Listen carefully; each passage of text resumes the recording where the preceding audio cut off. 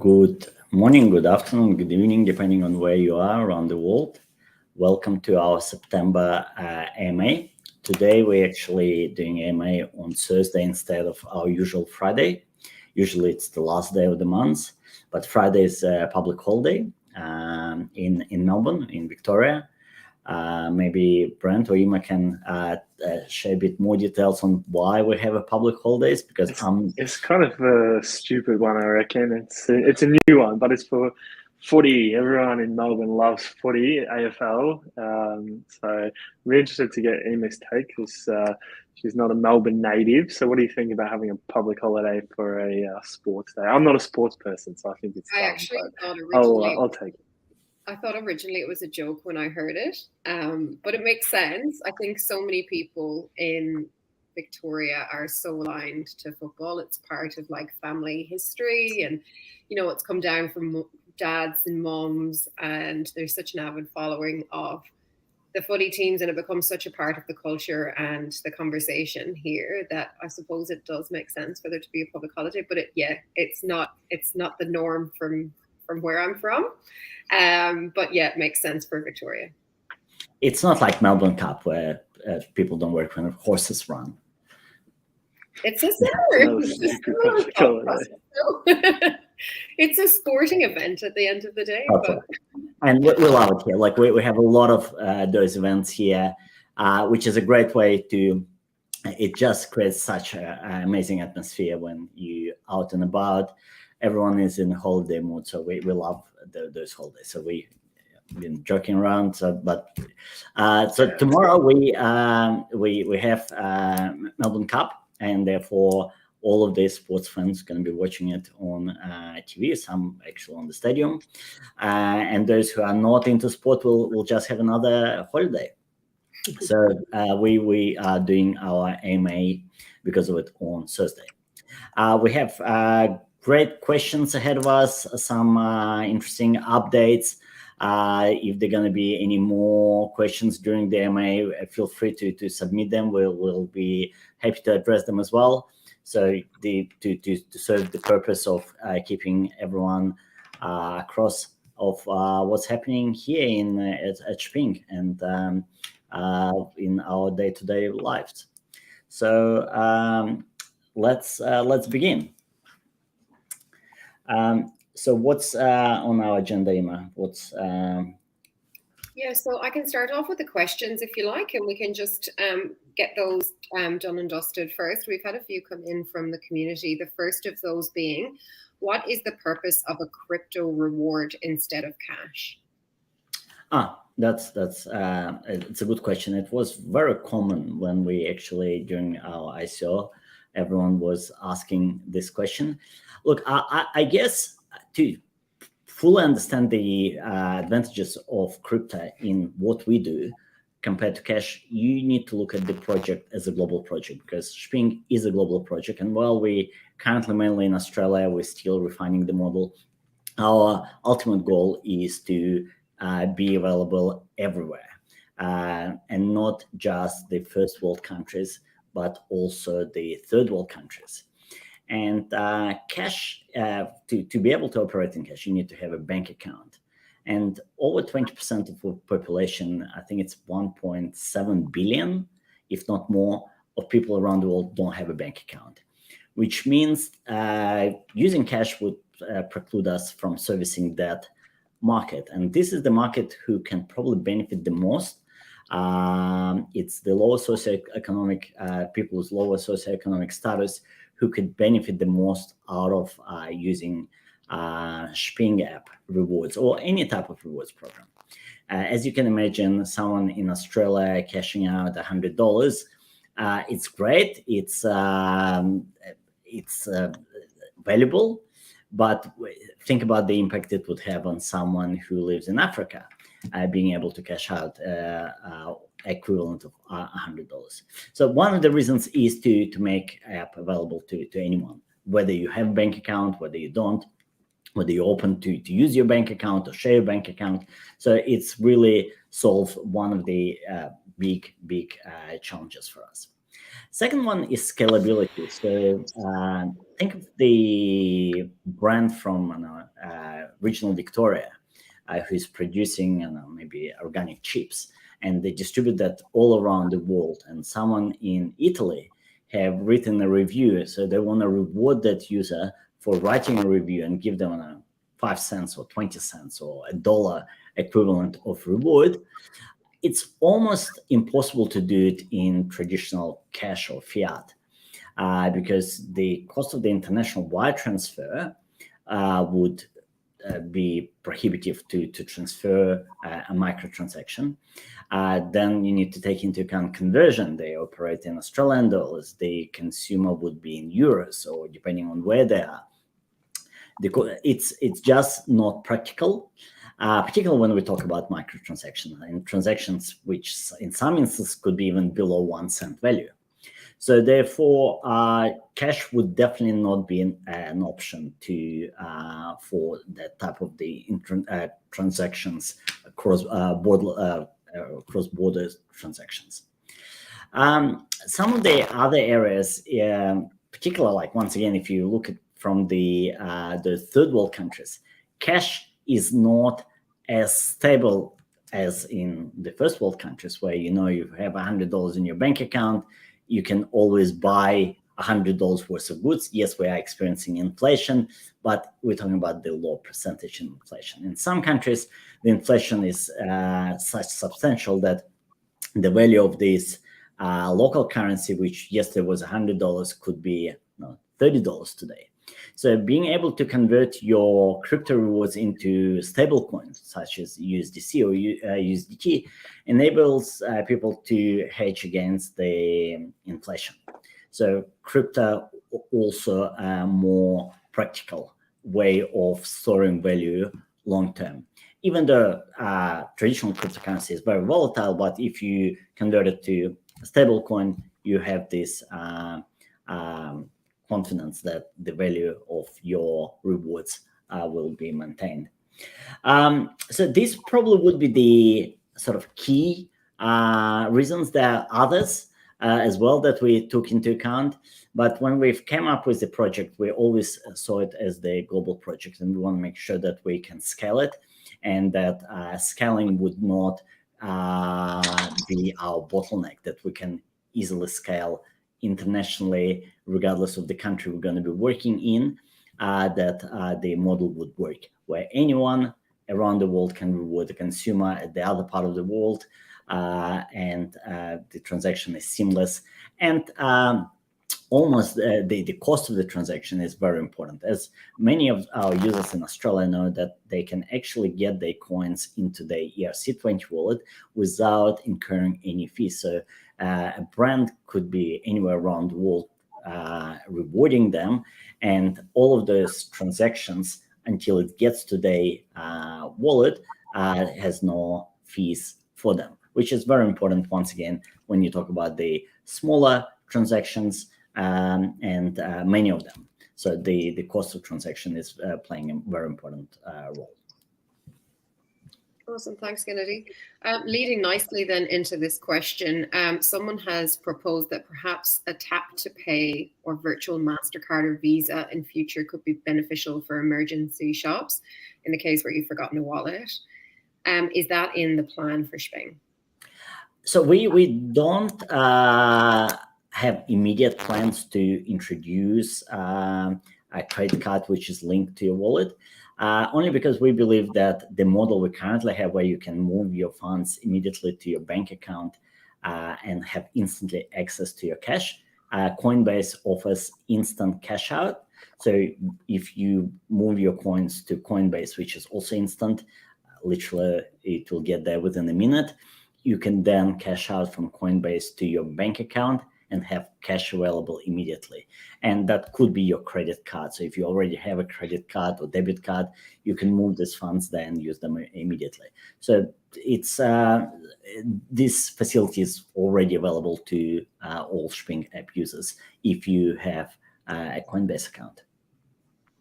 Awesome. And then the last and final question that's come in is, hey community, Shping to euro on Coinbase advanced trade disappeared. Is there any reason for this? Yes, I think Coinbase have announced it a few weeks ago or a few weeks before they have consolidated a lot of the pairs. So Shping and a lot of other projects, most of the transactions were happening in the pair of USD to Shping. So what they've done, which I think is a very smart move, they, instead of offering multiple pairs to euros to USDT, where there was not a lot of the transaction and liquidity, they allowed anyone around the world to tap into the biggest pair, which is the USD to Shping. But if you are outside of US, instead of trading USD, you're trading USDC. So now everyone around the world in Australia or any other countries can actually trade on the largest pair, where most of the trading, probably the lowest margins or the gaps between the buy and sell.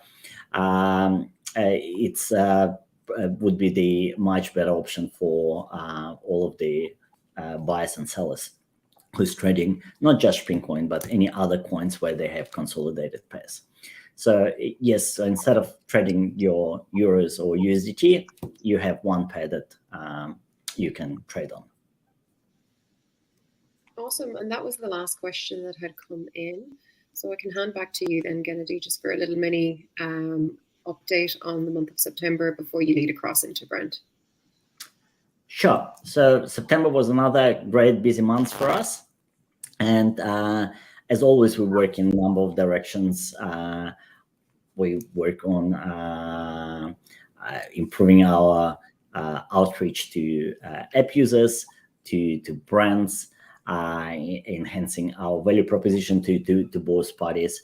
Brent will talk about some of the updates on to websites that we've done. We, I think, made the story a lot easier to understand. And in terms of the sort of progress that we made on B2C and B2B sites, we've introduced a number of great features which seeing a very good adoption.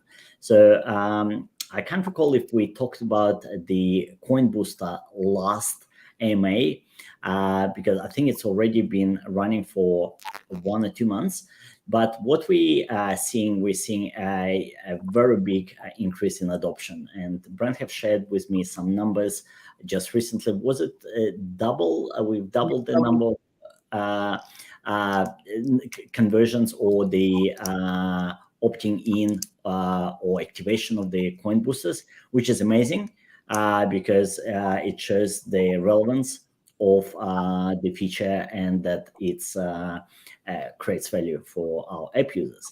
What's more important is for the brands who's activating those coin boosters, they able to influence purchase decisions, which is the vital part of any marketing strategy for a brand. How do you incentivize or create this little push for someone who is considering your product to actually go out and buy it, whether they buy it for the very first time because they trialing or sort of want to get a taste of the product and see if it's something that they would like to, like a sampling, or they already tried it before and they just buy it as part of their sort of regular purchase behavior.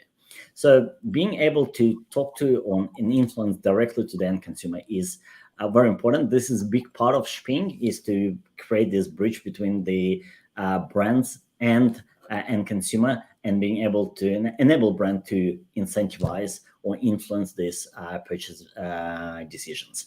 So we're seeing that the feature we launched works extremely well. Brands love the fact that they are able to convert more and more potential buyers, and consumers are happy that they're getting extra rewards for buying something that they want to buy. Awesome. Brent, we'll lead over to you then. I believe you're going to present something on the screen. Yeah, cool. I can give a run through of our new B2B website. Just give me a sec. I'll see if I can get it up on the screen. All right, we got that now. Cool. So here we are. We've launched, or will launch today. We're just a few minutes away from going live. Our new business-to-business website. So the idea here is that we, starting to generate more interest in the project. Our LinkedIn profiles are growing. We're getting more people, checking us out, and so we want to be able to funnel that traffic into, landing page or a website that sort of does a, warm up from the sales perspective, so that when someone comes in as an inbound lead, they know a bit more about us. So, landing page, you've got the beautiful conversion funnel there showing all the shoppers that we're bringing down into the loyalty pool. And that's really the model, summarized, is it's going from, awareness to consideration, finally conversion, and then they become loyal shoppers. So it really kind of gives a quick graphic of, what the brand is getting into by using the platform, and just a really simple explainer in terms of copy. So as you scroll off that home screen, you come down and you can see a couple of just really immediate, quick proof points of some of the big brands we work with. And the idea is to instill trust in the audience to think, oh, wow, these guys are working with these large scale brands, must be a great service. And then as you come off that sort of intro header banner, then a call to action banner takes over. So I really like this idea that after they've sort of had the initial call to action button up the top, they have this sort of sticky header that follows them to, at any point, they can jump off and book a demo or request pricing. We go into a bit more about the model, talking about how we're building our own proprietary data. So off the back of all the receipt data that we're collecting, we use that to help brands better target and, more efficiently deliver advertising to their specific audiences, and that the audiences use Shping right throughout every step of the shopping journey. We go into a little bit more detail of like how we do that, and what it is that the platform offers. Talking about the engagement that we have. People are actually on our platform because they're looking for new brands and new product information. They're not looking at other stuff and then the ads are coming in. They're actually there to explore. And then we're collecting all this great data. There's a whole range of other platforms where, data and privacy is becoming more and more of a concern and a priority, whereas our members are willingly opting in to share the data. They want that personalization, and then it helps us deliver more targeted, relevant, and contextual advertising. So that's a bit of an explainer there. We go on and just see a couple more, kind of proof points of some of the features that we've had. They can jump off and go and read about different articles that we've been featured in. We start to get into the weeds a little bit further as you keep scrolling, talking about the, actual ad products we offer, feature placements, product reviews, and the whole conversion booster offer there. And again, just another call to action. They can sort of read that and go, okay, yeah, I'm going to jump off and get pricing here. We're going to case study. So we shared this case study last week around some of the brands that we've been working with, and it really showcases the very strong results. And then as the user sort of scrolls on, they see more information about how we work with other platforms. Again, big trusted brands that they're aware of and we have integrations with. And then finally, another case study to support, the overall story. If someone prefers to watch a video case study, they can watch that there. We've got a couple of frequently asked questions. These are things that kind of might be ticking in the back of the audience's mind as they're finding out a bit more, and then our blog page and a final call to action. So look, it's very simple, but the whole idea is that, we're really optimizing for conversion. We want someone to click the button and submit their details, either book a meeting and get on a call with our sales team, or submit a request for pricing, and then we can hopefully get on a call and work with them. So I'm excited about this. It's been a lot of work to get it up and running, but I think it probably does quite a good job of just articulating what it is we do, while still leaving the audience kind of wanting more to book a call and find out. So yeah, that's a quick overview there. Amazing. Thanks, Brent. Look, I think this is all for today. Before we finish, first of all, we would like to wish those who in Melbourne, Victoria, to enjoy long weekend. Those who are not, have a productive Friday, and then a great weekend ahead. If you're not following us yet on Instagram, Facebook, Telegram, Twitter, YouTube, or even LinkedIn, please join. You'll be getting more information about what's happening. You'll get more sort of up-to-date any post that we posting, or anything that we're sharing. You'll be able to see it straight away. Otherwise, we'll speak with you next month at the end of the October for October AMA. Thanks, everyone. Thanks, guys. Thank you. Shping!